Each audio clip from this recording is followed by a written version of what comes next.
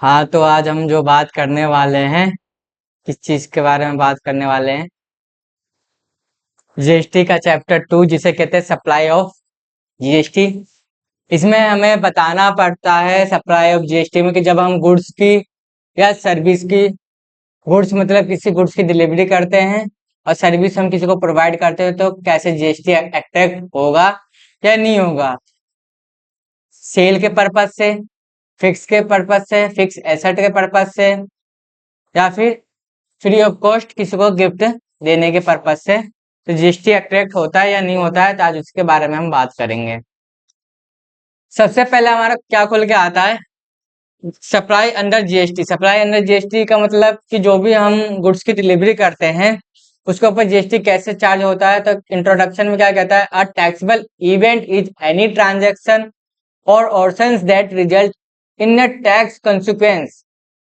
Before levying any taxable event needs to be ascertained. It is the foundation stone of any taxation system. It determines the point at which tax would be levied.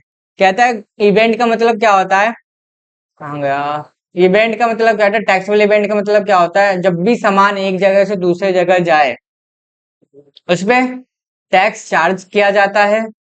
क्या कहता है, various taxable event नेमली किस पे होता है, manufacturing पे हो जाता है, सेल पे हो जाता है, रिडरिंग ऑफ सर्विस, किसी को सर्विस देते हो उस पर जीएसटी चार्ज होता है। फिर परचेज का बिल देते हो उस पर भी एंट्री चार्ज होता है।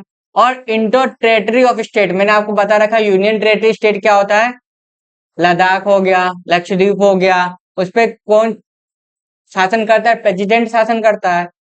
तो that exit prior to introduction of GST have been away with a favor of just one event, for example supply। कहता है जब भी गुड्स की डिलीवरी होगा, चाहे सेम स्टेट में हो चाहे यूनियन टेरिटरी स्टेट में हो, जीएसटी चार्ज होगा। उसमें क्या क्या बता रखा है कि मैन्युफैक्चरिंग का हो, चाहे सेल का हो, चाहे सर्विस का हो, चाहे परचेज का हो, चाहे अदर स्टेट का ही क्यों ना हो, सब पे जीएसटी चार्ज होगा।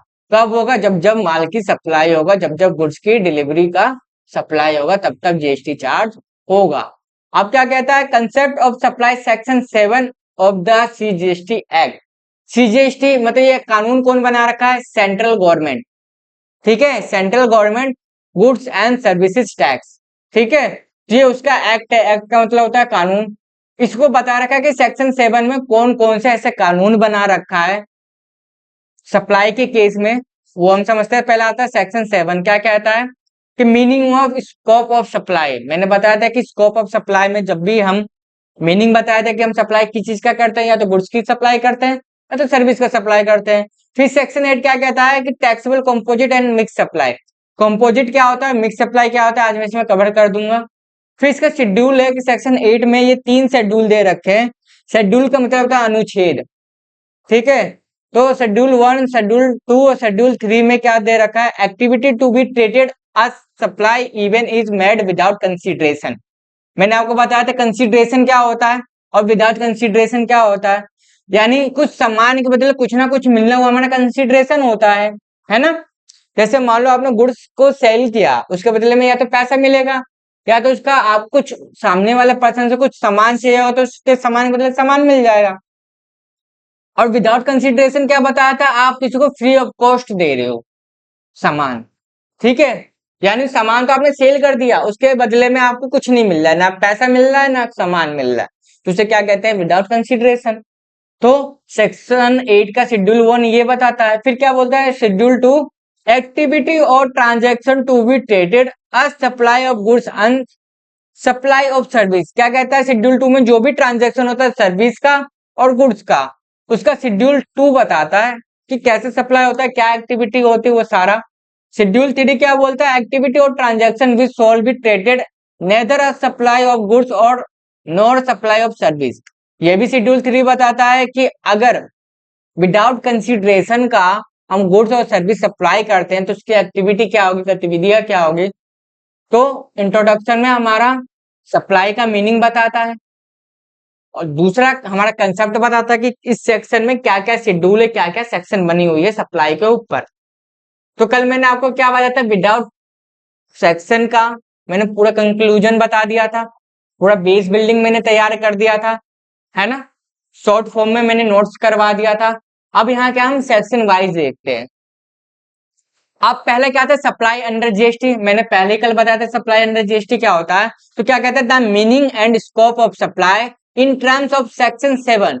सेक्शन 7 के अनुसार टर्म्स एंड कंडीशन रखा गया है। क्या, can be understood in terms of following parameter. ये 3 पैरामीटर है सप्लाई के केस में। अगर आप इसको फॉलो करते हो तो तब जीएसटी एक्टिवेट होता है या नहीं होता है। ये 3 पैरामीटर आपको बताता है। पहला पैरामीटर क्या कहता है, supply should B goods on service, यानी जब भी आप गुड्स की डिलीवरी करो या सर्विस प्रोवाइड करो तब जीएसटी चार्ज होगा। दूसरा क्या कहता है, supply should be made for a consideration. उसमें कंसीडरेशन भी होना चाहिए कि सामान आपने बेचा उसके बदले में पैसा भी मिले, या पैसा नहीं मिले तो सामान के बदले सामान ले। मैंने एग्जाम्पल के देकर आपको बताया था कल। अब क्या बोलता है तीसरा, supply should be made in the courses of furtherance of business. वो कैसा होना चाहिए, बिजनेस के पॉइंट ऑफ व्यू से होना चाहिए सप्लाई, चाहे आप गुड्स दे रहे हो चाहे सर्विस दे रहे हो। तो ये जब तीनों पैरामीटर फॉलो करता है तभी वो क्या हमारा बनता है, सप्लाई अंडर जीएसटी।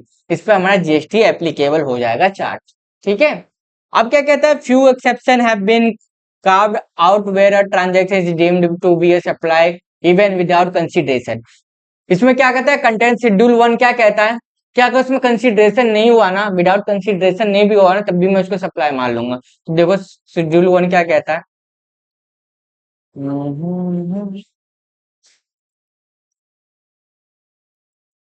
अभी बताऊंगा, पहले यहाँ देख लेते हैं। Similarly the condition of supply to be made in the course of furtherance of business has been relaxed in case of import of service. A consideration whether or not in the course of furtherance of the business is traded as supply। यानी आप बाहर से import की service भी लेते हो, ठीक है, अब उसमें कंसिडरेशन रहेगा किसके पर्पज से, बिजनेस के पर्पज से, फर्दरेंस ऑफ बिजनेस, बिजनेस के पर्पज से। अगर इसमें कंसिडरेशन रहेगा और आप क्या कर रहे हो, इंपोर्ट की सर्विस ले रहे हो बाहर से, तो उस पर भी जीएसटी चार्ज होगा।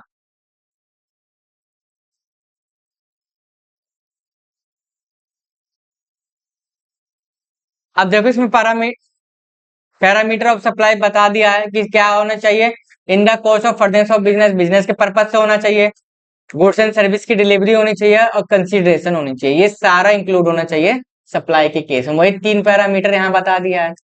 अब आगे बढ़ते हैं। अब क्या बोलता है, जैसे इन इंट्रोडक्शन, ये सप्लाई है, इसमें बता रखा है क्या चीज इंक्लूड है क्या चीज एक्सक्लूड है। पहले क्या बोला है, further there are also case where a transaction is kept out of scope supply despite the extension of above parameter. जो ऊपर आपने अभी पैरामीटर देख के आया है, there is a list of activity which are treated neither as a supply of goods of nor or supply of service। in other words they are outside the scope of GST. जो भी आपने parameter का list देख के आया है, अगर उसमें कंसीडरेशन ना भी हो गुड्स एंड सप्लाई का, तब भी उस पर जीएसटी एक्टिवेट होता है। वही बात सेम इसने यहाँ दोहरा दिया है। फिर जीएसटी लोग classify certain activity transaction arrear of supply goods and service. Government is also empowered to notify transaction that are treated as supply goods and not as supply of service और as a supply of service and not as supply। कह रहा है कि GST लो यानी GST का जो कानून बना रखे हैं, गवर्नमेंट ने क्या कर रखा है, एम्पावर मतलब उसको अथॉरिटी दे रखा है, जो भी ट्रांजैक्शन करेगा किसका करेगा, गुड्स या सर्विस का, गुड्स एंड सर्विस का जो भी वो ट्रांजैक्शन करेगा उसमें जीएसटी एक्टिवेट होगा। तुम्हारे मन का नहीं चलेगा कि हम जीएसटी देंगे कि नहीं देंगे। गवर्नमेंट ने पहले ही कानून बना दिया है, नोटिफाइड कर दिया है कि जो भी आप सप्लाई करोगे, डिलीवरी का माल का डिलीवरी करो या गुड्स की सर्विस प्रोवाइड करो, आपको जीएसटी देना पड़ेगा। क्या कहता है, in the substitute para the above except of supply have been extensively discussed, the discuss has been broadly categorized into following। अब आगे दे रखा है कि जीएसटी आने के बाद कौन कौन सा सप्लाई या सर्विस इंक्लूड कर रखा है, उसका नीचे बताएगा कैटेगरीज कौन कौन सा है। ठीक है, तो अपना कैटेगरी 1 आता है। पहला कैटेगरी क्या आता है, सप्लाई अंडर जीएसटी में supply should be your goods of service both. Section 7 clause A, section 7 clause A क्या बताता है कि जो भी गुड्स एंड सर्विस का आप सप्लाई करते हो, यानी दोनों। और डेफिनेशन देखते फिर मैं यहाँ बताऊंगा क्या चीज एक्सक्लूड है और क्या चीज इंक्लूड है इस इमेज से, ठीक है। तो पहले क्या कहते हैं, the definition of supply बिंग्स with the term supply includes does making clear that CGST act, कौन बताता है, ये सीजीएसटी एक्ट बताता है। Act intend to give a active meaning to the term supply, include all form of supply of goods and service both, यानी जो भी आप गुड्स की डिलीवरी कर रहे हो, जो भी आप सर्विस की डिलीवरी करो, सप्लाई में पहले से इंक्लूड रहेगा। Supply of anything other than goods like money security does not act as GST. मैंने आपको जीएसटी बेसिक में पढ़ा रखा था, जीएसटी का मीनिंग क्या होता है, और उसमें मैंने इंक्लूड एक्सक्लूड पढ़ा रखा था कि एक्सक्लूड में क्या होता है, मनी और सिक्योरिटी को नहीं लिया जाता है। जब नहीं लिया जाता तो इस पे कोई जीएसटी का कोई बात ही नहीं आएगा। बताता हूं कैसे। आप चाहे गुड्स सप्लाई करो चाहे सर्विस का प्रोवाइड करो, anything which the neither goods or service, ये आपको क्या मान लिया जाएगा, सर सप्लाई मान लिया जाएगा, और इस पे जीएसटी चार्ज होगा। लेकिन मनी, आप नॉर्मल पैसे का लेन देन कर रहे हो तो इस पे क्या जीएसटी चार्ज होगा। आप इंट्राडे म्यूचुअल फंड में सिक्योरिटी पर्पज से पैसा लगा रहे हो तो इसमें जीएसटी सप्लाई नहीं होगा और ना ही वो आपका सप्लाई माना जाएगा। जब सप्लाई ही नहीं माना जाएगा तो जीएसटी का कहां से बात आ जाएगा, ठीक है। तो ये कौन बताता है, सेक्शन 7 क्लोज 1 सब क्लोज ए, ठीक है।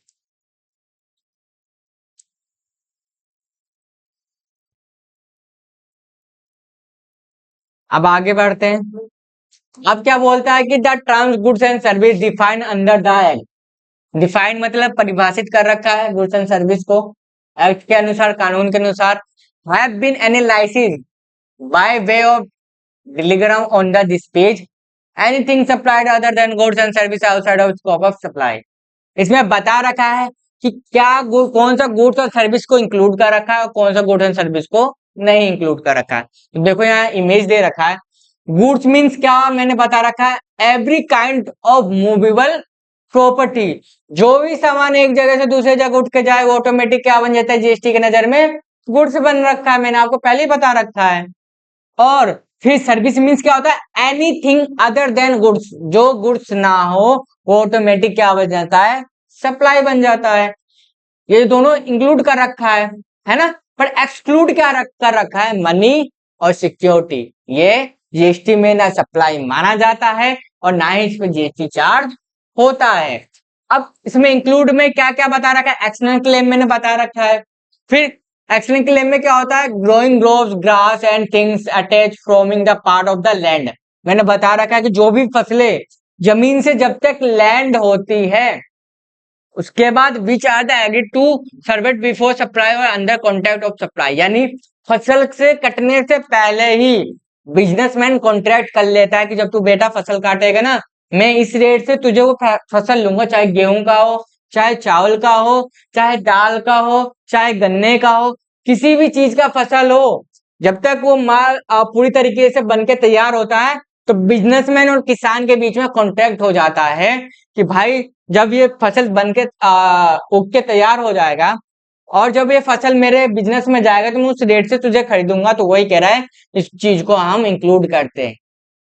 यहाँ लिखा भी है पार्ट ऑफ द लैंड, जमीन से जब तक फसल अटैच है तो उसका पहले ही कॉन्ट्रैक्ट कर लेता है बिजनेसमैन, क्योंकि जब आप फसल काटते हो तो फसल काट के एक जगह से दूसरे जगह भेजते हो, या तो उसकी कुटाई करके चावल गेहूं निकालते हो, फिर उसको क्या करते हो, आगे जाके सप्लाई करते हो, बेचते हो, उससे पैसा मिलता है, फिर वो क्या करते हैं, गोडाउन वाले आगे बिजनेसमैन को सेल करते हैं, तो क्या होता है, वो सप्लाई होता है, उस पर जीएसटी अट्रैक्ट होता है, ठीक है। जब तक जमीन से अटैच है जीएसटी की कोई बात नहीं, अगर कट के फसल आगे प्रोसेस के लिए चली जाती है जीएसटी की बात आ जाएगा। यहां तक बात समझ में आया। अब क्या था, इंक्लूड क्या कर रखा है, activities relating to use of money or conversion of money by cash by other than mode from one form currency denomination to any other from which a separate consideration is charge. पैसे से पैसे कमा रहे हो तो भैया वो consideration है, यानी पैसे से और पैसा मिल रहा है, आपको उस पर जीएसटी देना पड़ेगा। जैसे मान लो आप मेरे पास आए, कहा भैया मुझे 10,000 रुपए की जरूरत है, मैंने कहा भाई तू 10% के ब्याज पे दूंगा, इंटरेस्ट पे दूंगा, तो मैं क्या कर रहा हूँ, पैसे से पैसा कमा रहा हूँ, तो उस पर आपको जीएसटी देना पड़ेगा। प्रिंसिपल अमाउंट पे जीएसटी नहीं दोगे, जितना आपने कमाया है, मान लो 10,000 के 1,000 रुपये बनता है, 1,000 रुपये पे आप जीएसटी दोगे। ठीक है। अब क्या कर रखा है, फॉर्म्स ऑफ सप्लाई, ये सप्लाई के कुछ कंडीशन है, मैंने इसमें बताया क्या चीज इंक्लूड है, क्या चीज एक्सक्लूड है। ठीक है। अब ये बताते फॉर्म्स ऑफ सप्लाई कैसे कैसे सप्लाई होता है और क्या क्या इसमें एड ऑन किया जाता है सप्लाई को मानने के लिए। ए पहला केस देखते क्या है फॉर्म्स ऑफ सप्लाई में, ये सारा समझ लेना। पहले क्या था, सेल, आप किसी को गुड्स की सेल कर रहे हो या सर्विस का सेल कर रहे हो, यानी आप एक जगह से दूसरी जगह माल की डिलीवरी कर रहे हो तो सप्लाई कर रहे हो, या किसी को सर्विस प्रोवाइड कर रहे हो तो सप्लाई कर रहे हो। पहला चीज ये इंक्लूड करता है, जब आप सप्लाई करते हो तो क्या करते हो, ट्रांसफर करते हो, है ना, गुड्स को एक जगह से दूसरी जगह भेजते हो तो ट्रांसफर ही कर रहे हो। जब मैं आपको पढ़ा रहा हूँ तो टीचिंग कर रहा हूँ, तो मैं भी तो ट्रांसफर ही कर रहा हूँ, अपना जो मेरा ज्ञान है मैं आपको पढ़ा रहा हूँ, मैं अपना ज्ञान आपको बांट रहा हूँ, तो क्या कर रहा हूँ, ट्रांसफर कर रहा हूँ। दूसरा बार्टर सिस्टम क्या होता है, बार्टर और एक्सचेंज दोनों सेम होता है, बस वर्डिंग अलग अलग कर दिया गया है।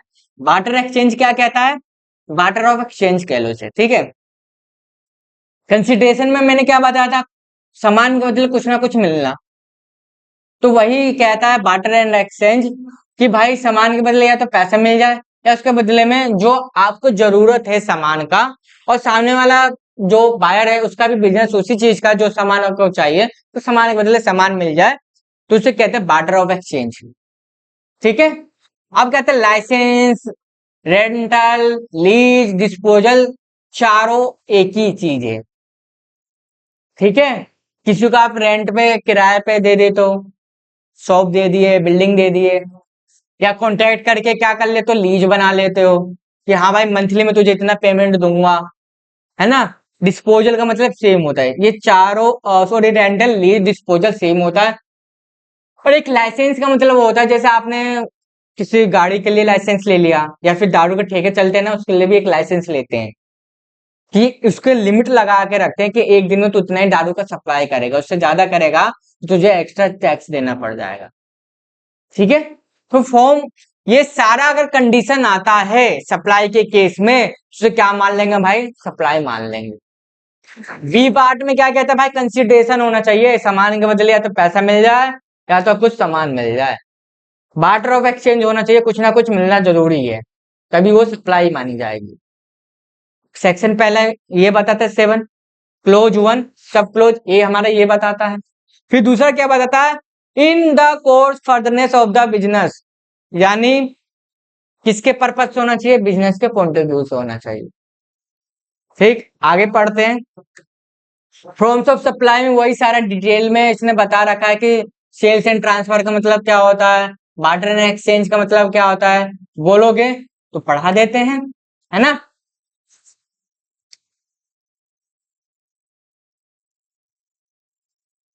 भाई हमारे विवेक सर का क्या सवाल है कि भैया अगर हम जीएसटी में रजिस्टर्ड हैं, अगर हम सर्विस 100 रुपए की भी कर रहे हैं, यानी किसी को 100 रुपए की भी सर्विस दे रहे हैं, क्या उस पर जीएसटी चार्ज करेंगे, हाँ भाई करेंगे, क्योंकि गवर्नमेंट क्या कहती है कि भाई मैं तुझे ऑथोराइज कर रखा हूँ कस्टमरों से टैक्स कलेक्ट करने के लिए, चाहे 1 रुपए का कर, चाहे 10 रुपए का कर, चाहे 500 रुपए कर, तुझे टैक्स कलेक्ट करना है सामने वाले पर्सन से। ठीक है। क्योंकि सर्विस भी क्या है, एक तरह का आप सप्लाई कर रहे हो, प्रोवाइड कर रहे हो। ठीक है। इसलिए सप्लाई में क्या कह दिया भैया, सप्लाई अंडर जीएसटी, गुड्स की सप्लाई करो चाहे सर्विस का सप्लाई करो, चाहे 1 रुपए की वैल्यू क्यों ना हो, आपको टैक्स चार्ज करना पड़ेगा, क्योंकि आप जीएसटी में रजिस्टर्ड हो। अगर आप जीएसटी में रजिस्टर्ड नहीं हो तो जितने का भी सप्लाई करो तो कोई दिक्कत नहीं, कोई जीएसटी की कोई बात ही नहीं आएगा। ठीक है। हाँ,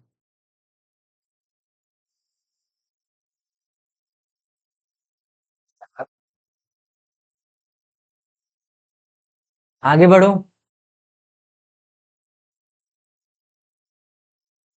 तो अपने क्या बता रखा है, फॉर्म्स ऑफ सप्लाई में सेल एंड ट्रांसफर में, कि the dictionary meaning of the term sale is the act selling. Sale का मतलब क्या बता रखा है जीएसटी के कानून में, सेलिंग क्या कहते हैं, the transfer of ownership and title to property from one person to any other person, यानी 2 1 F price 1 face as per sales act 1930 a contract of the sale is the contract whereby the seller transfer or agree to transfer to property in goods to the buyer for a price। इसका meaning क्या होता है cell and transfer का, कि भाई जो आप सामान बेच रहे हो ना, सबसे पहले तो उसका आपका ओनरशिप होना चाहिए, यानी उस पर आपका अधिकार होना चाहिए सामान का, तभी वो सामान आप किसी को बेच सकते हो। तो उस पर अधिकार है, वो आपकी प्रॉपर्टी है, तभी वो आप एक पर्सन से दूसरे पर्सन को सामान बेच सकते हो। ये रूल कौन बताता है? सेल एक्ट बताता है, जो 1930 में बना था। वो क्या कहता है कि भाई सेल आप कब करते हो? जब बायर और सेलर के बीच में कॉन्ट्रैक्ट होता है कि जो मैं तुझे स्टॉक आइटम बेचूंगा इस वैल्यू का बेचूंगा, उस वैल्यू से मैं ज्यादा का नहीं तुझे सेल करूंगा। तो सेल से पहले क्या बनता है? कॉन्ट्रैक्ट बनता है। पहले आप बात करते हो कि हाँ भाई ये तुम स्टॉक आइटम कितना का दोगे, तभी तो मैं आपसे सेल करूंगा। तो क्या बनता है? उनके बीच में कॉन्ट्रैक्ट बनता है, अनुबंध बनता है। तब जाके वो क्या करता है? सेलर ट्रांसफर करता है, एग्री करता है अपना क्या? प्रॉपर्टी को। प्रॉपर्टी मीन्स गुड्स या सर्विस को, जिसपे उसका अधिकार होता है। वही प्रॉपर्टी, वही ओनरशिप का गुड्स ऑन सर्विस को डिलीवरी कर सकता है। अगर उसका अधिकार नहीं है सामान पे, तो वो सामान नहीं सेल कर सकता है। और क्या करता है? जो गुड्स की डिलीवरी करता है वो बायर का प्राइस, जो बायर उसमें बायर और सेलर के बीच में जो भी वैल्यू का डिस्कशन हुआ होगा स्टॉक आइटम को लेके, जो भी प्रोडक्ट को लेके, उसी वैल्यू पे वो ट्रांसफर करेगा। उससे 1 रुपए भी ज्यादा नहीं करेगा। अगर 1 रुपए का भी ज्यादा करेगा तो कॉन्ट्रैक्ट टूट जाएगा। ये हमें कौन बताता है? As per sales goods of act 1930। ठीक है, क्या कहता है एग्जाम्पल में? A shopkeeper sells a pen for 100 to the buyer. After the sale, the pen belongs to the buyer and the shopkeeper does not have any right on the pen. This is a transfer of sale. क्या कहते हैं? एक दुकानदार था, buyer को क्या दिया? 100 रुपए का पेन दिया, ठीक है। तो शॉपकीपर ने क्या कर दिया? शॉपकीपर का क्या उस पर राइट था? देखो क्या लिखा है, shopkeeper does not have any right to the pen. जब शॉपकीपर का उसका अधिकार ही नहीं है, जब उसका कोई राइट ही नहीं है, तो पेन कैसे बेच सकता है? तो क्या ये सप्लाई माना जाएगा? नहीं माना जाएगा। कौन बताता है? सेल्स एक्ट बताता है अपना 1930, कि जब शॉपकीपर का उस पर अधिकार ही नहीं है, तो भाई वो ट्रांसफर कैसे कर सकता है बायर को? सामान बेच कैसे सकता है बायर को? समझा? पहला केस एग्जांपल समझ में आया।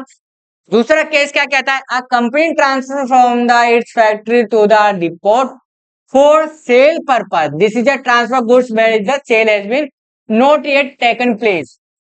दूसरा केस में क्या कहता है? भाई एक फैक्ट्री है, वो सेल के पर्पस से सामान लेती है, पर वो क्या करती है? जो ट्रांसफर कर रखा है ना गुड्स एंड गुड्स का, सेल के पर्पस से, वो टेकन प्लेस पे नहीं है। यानी जहां से आप सामान की डिलीवरी, मतलब जहां से आप सेल का बिल काट रहे हो, वहां पे आपका माल नहीं रखा। बड़े बड़े बिजनेसमैन को क्या देखते हो भैया? अलग से गोडाउन लेके रखते हैं। तो सेल का बिल तो वहां से कटेगा जहां आप बैठे हो, पर डिस्पैच कहीं और से होगा। मान लो मैं बैठा हूं कहाँ?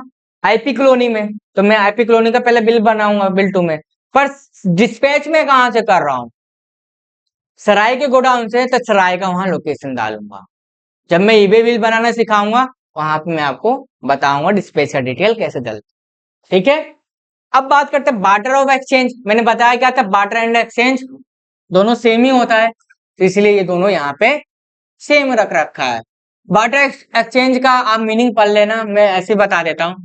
इसमें क्या होता है? कंसिडरेशन होता है, ठीक है, यानी सामान के बदले में कुछ सामान मिल जाए, या सामान के बदले में पैसा मिल जाए, उसे क्या कहते हैं? हम बार्टर ऑफ एक्सचेंज कहते हैं। ठीक है, क्या कहते हैं? When a new car Roth, Roth मतलब पैसा, 5 लाख रुपए is the purchase is exchange of an old car along with the monetary consideration 4 lakh paid for the said purchase exchange transaction। इसने क्या कह रखा है कि भाई एक 5 लाख का कार लिया है, पर मोनेटरी टर्म में कितना दे रहा है? मतलब मोनेटरी मतलब पैसे के फॉर्म में कितना दे रहा है? कंसिडरेशन कितना दे रहा है? 4 लाख। 1 लाख रुपए बचा, तो उसने क्या किया?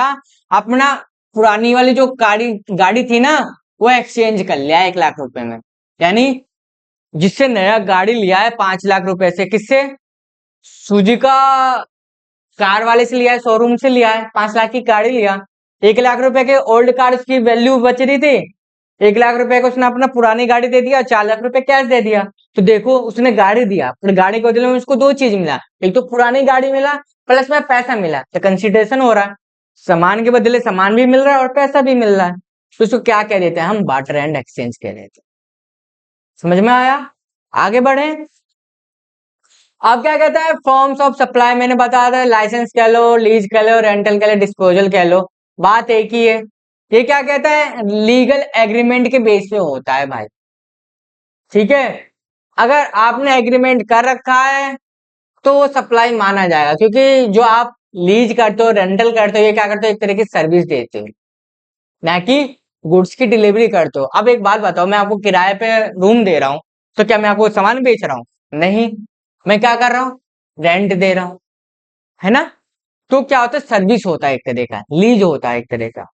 तो इस पे भी क्या कर रखा है? अगर आपका कॉन्ट्रैक्ट टूटता है तो आपका सप्लाई नहीं माना जाएगा। अगर आपने एक बार कॉन्ट्रैक्ट कर लिया, लीज पे किसी को सामान दे दिया और उससे आपको पैसा मिल रहा है, तो इस पे जीएसटी आपको देना पड़ेगा, ठीक है। अब क्या कहता है? Consideration, part B. मैंने पार्ट ए में ऊपर यहाँ आपको बताया था, पार्ट ए में मैंने ये सारा कवर करवा दिया है। अब पार्ट बी क्या आता है अपना? कंसीडरेशन का।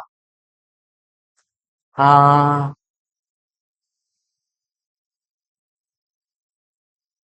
ये पार्ट ए का ही चल रहा है, जो मैंने एक कॉलम बना रखा था ना, उसी का चल रहा है। अभी तो मैंने एक इतना डिटेल में पढ़ाया है,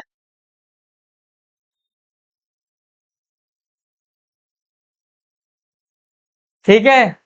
तो अपना ये खत्म हो गया, ये खत्म हो गया। आता है पार्ट बी, कंसीडरेशन। मैंने बता रखा है, आप क्या कहता है गवर्नमेंट कंसीडरेशन का मतलब? Consideration is the payment. भाई सिंपल सी बात है, सामान बेचेंगे तो पैसा तो मिलना ही है। तो consideration need to not always be in the form of the money, it can be the money or kind.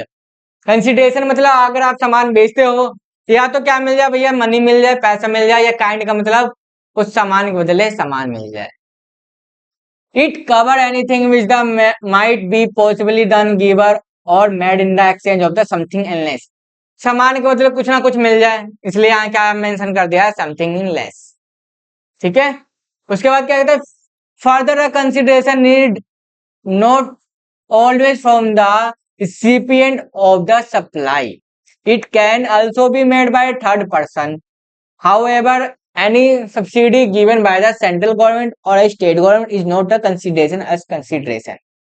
अगर मान लो, पहला हमारा रूल मैंने बताया था क्या कंसिडरेशन का बात करता है, दूसरे रूल में मैंने कल बात बताया था विदाउट कंसिडरेशन का। विदाउट कंसिडरेशन किस में आता है? फिक्स एसेट के केस में आता है। पर इसमें अभी क्या बता रखा है पहले रूल में कि अगर भाई वो कंसीडरेशन है तभी वो सप्लाई माना जाएगा, अगर वो कंसीडरेशन नहीं है तो सप्लाई नहीं माना जाएगा। कौन बोल रहा है? सेंट्रल गवर्नमेंट और स्टेट गवर्नमेंट, ठीक है। अब आगे बढ़ते हैं। अब पहले रूल में तो बताया भाई अगर वो कंसीडरेशन नहीं है तो सप्लाई नहीं माना जाएगा, पर दूसरे रूल में क्या बोलता है? इससे आगे जो आएगा मैं बताऊंगा। पहले रूल का मतलब ये है। अब क्या कहता है? इन कोर्स और फर्दनेस ऑफ द बिजनेस। भाई जो भी आप जीएसटी चार्ज करोगे ना, क्या कहता है? जीएसटी इंसिनियल और टैक्स ओनली कमर्शियल ट्रांजेक्शन, जो भी आप ट्रांजेक्शन करते हो गुड्स की, सर्विस की, hence only those supply that are the in the course of furtherance of the business qualify as a supply under GST. किसके पर्पज से होना चाहिए भाई? फर्दनेस ऑफ बिजनेस, बिजनेस के पर्पज से होना चाहिए, तभी उस पर जीएसटी अट्रैक्ट होगा, ठीक है। अब आगे बढ़ते हैं। इसका एग्जाम्पल देखो क्या कहता है। Reserve buy a car for his personal use and after a real sales it is to a car dealer. उसने कार डीलर से अपने पर्सनल यूज के लिए गाड़ी बाय किया है यानी परचेज किया है। सेल ऑफ कार बाय रिसर्व to car dealer is not a supply under CGST because set supply is the not by रिसर्व in the course of furtherance of business. जो रिसर्व ने गाड़ी परचेज किया था एक डीलर से, तो क्या वो बिजनेस पर्पस के लिए किया था? यहाँ देखो क्या लिखा है, साफ साफ कह रखा है कि जो रिसर्व कार ले रहा है ना भाई, पर्सनल यूज के लिए ले रहा है। पर हमारा रूल क्या कहता है? कि फर्दनेस ऑफ बिजनेस होना चाहिए, बिजनेस के पॉइंट ऑफ व्यू से होना चाहिए, तभी वो हमारा सप्लाई होगा, उस पर जीएसटी अट्रैक्ट होगा। ठीक है, अब बात करता है Manikarnika sold he old gold bangles and earring to आभूषण jewellery. Sale of old gold jewelry by an individual to a jewelry will not constitute supply as the same cannot be the in the course of the further business। जो मणिकर्णिका है वो आभूषण jewellery को क्या कर रहे हैं, अपना कंगन बेच रही है। ठीक है, चाहे वो क्या है, एक इंडिविजुअल पर्सन है, यानी अपने पर्सनल काम के लिए वो एक कंगन बेच रही है, तो क्या बिजनेस के पर्पज से? नहीं। तो इस पे क्या जीएसटी चार्ज होगा? क्या नहीं। जीएसटी चार्ज करने के लिए क्या आना चाहिए? सप्लाई ऑफ अंडर जीएसटी में फर्दनेस ऑफ बिजनेस का कंट्रीब्यूशन होनी चाहिए। ये दोनों क्या किए, एक गाड़ी लिया तो अपने पर्सनल यूज के लिए लिया, उसने कंगन उधार में रखा तो अपने पर्सनल यूज के लिए लिया, तो उस पर जीएसटी का कोई बात नहीं आएगा। ठीक है, अब क्या कहता है ये भाई कंफ्यूजन में क्या कहता है, there is one exception of to this course of furtherance business rules, import of service for a consideration. लेकिन थोड़ा पानी पी लो। तो इसमें क्या कर रखा भैया, इसमें एक्सेप्शन लगा रखा है, अगर आप बाहर से इंपोर्ट सर्विस ले रहे हो ना, वो कंसीडरेशन माना जाएगा, चाहे पर्सनल यूज के लिए ले रहे हो, अगर वो बंदा बिजनेस में रजिस्टर्ड है, अगर वो बाहर से फॉरेन कंट्री से सर्विस ले रहा है, चाहे वो पर्सनल यूज के लिए ले रहा है चाहे बिजनेस यूज के लिए ले रहा है, भाई उस पर जीएसटी अट्रैक्ट होगा।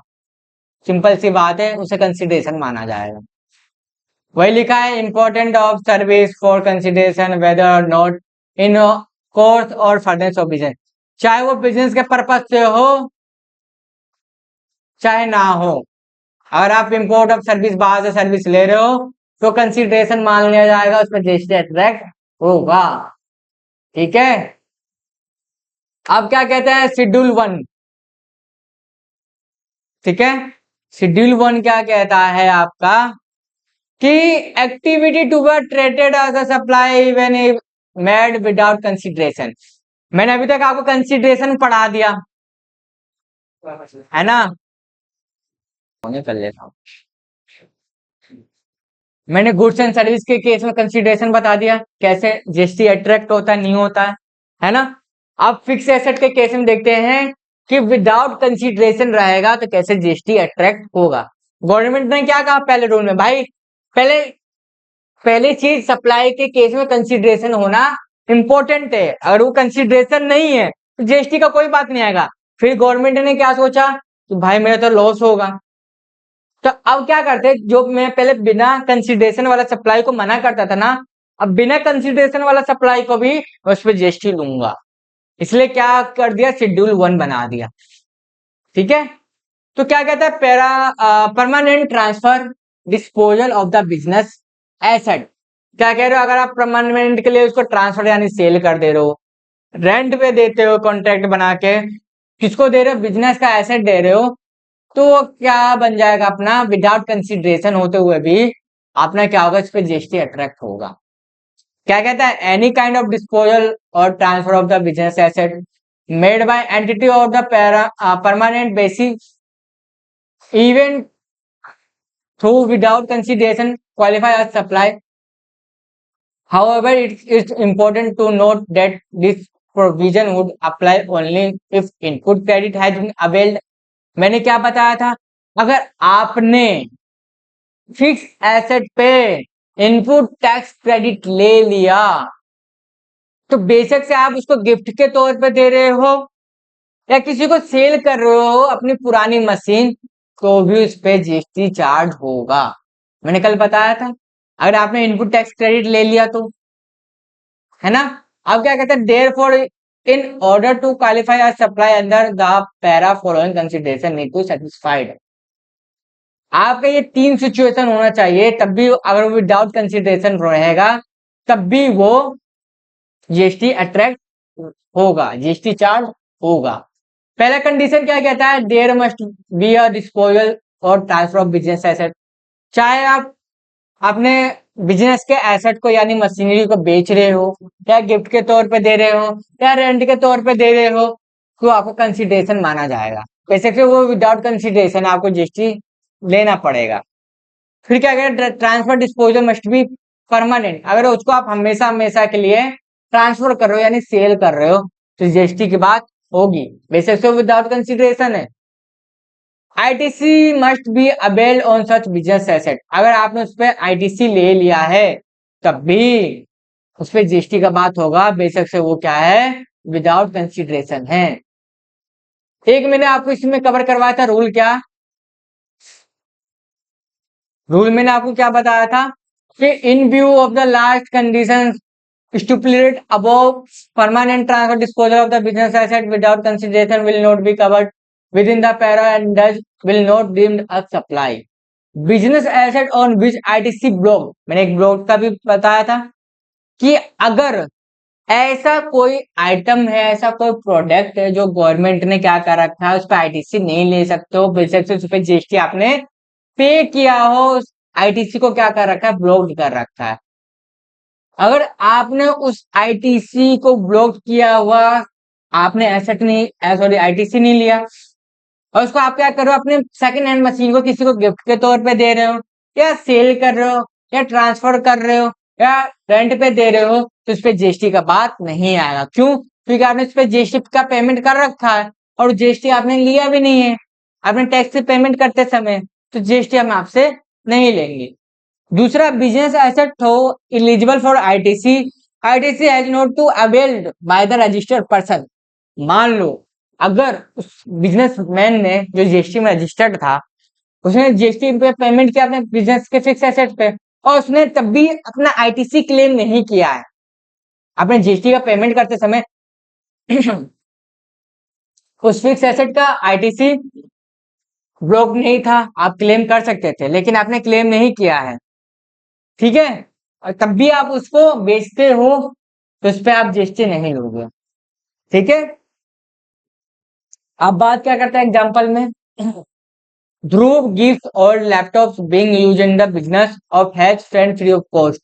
ध्रुव ने क्या किया, अपने पुराना वाला लैपटॉप उठा के अपने फ्रेंड को फ्री ऑफ कॉस्ट दे दिया। फिर these will qualify supply provided input tax credit has been availed. पर ध्रुव ने क्या कर रखा था, जो लैपटॉप का जीएसटी का पेमेंट किया था ना परचेज करते समय, उसका आईटीसी भी क्लेम कर लिया था।